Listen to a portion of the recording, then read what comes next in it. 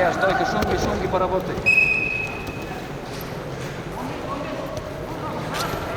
Арбон секунда.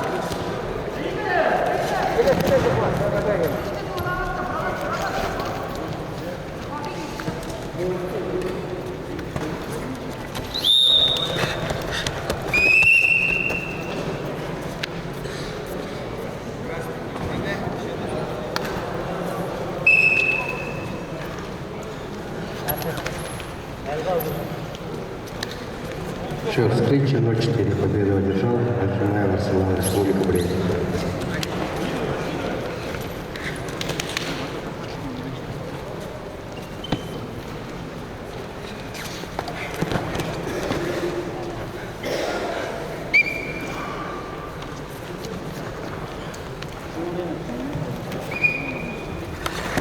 Даджиев Барбо, Асан Александр. Оба представители Республики Брянск.